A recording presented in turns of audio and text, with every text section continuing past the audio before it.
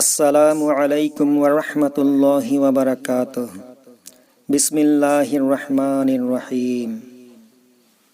ওজুৰ পিছত পঢ়া দুৱাৰ সম্পৰ্কে মুছলিম শৰীফৰ এটি ৰিৱায়তত হযৰতে উমৰ ইবনে খাত্তাব ৰাদিয়াল্লাহু তাআলা আনহুৰ পৰা বৰ্ণিত আছে যে নবী কৰীম সাল্লাল্লাহু আলাইহি ওয়াসাল্লামে ইৰশাদ কৰিছে, তোমালোকৰ মাজৰ যি ব্যক্তিয়ে মুস্তাহাব আৰু আদবসমূহৰ ইহতিমাম কৰি ভালদৰে ওজু কৰে, তাৰ পিছত আশহাদু আল্লা ইলাহা ইল্লাল্লাহু ওয়া আন্না মুহাম্মাদান আবদুহু ওয়া রাসূলুহু পঢ়ে, তেওঁৰ কাৰণে নিশ্চিতভাৱে জন্নতৰ ৮খন দুৱাৰ খোল খাই পৰে, যিখনে দিয়ে ইচ্ছা প্ৰৱেশ কৰিব পাৰে।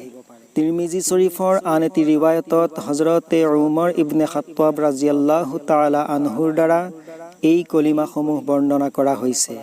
আশহাদু আল্লা ইলাহা ইল্লাল্লাহু ওয়াহদাহু লা শারীকা লাহু ওয়া আশহাদু আন্না মুহাম্মাদান আবদুহু ওয়া রাসূলুহু আল্লাহুম্মা ইজআলনি মিনাত তাওয়াবিন ওয়াজআলনি মিনাল মুতাতাহহিরিন।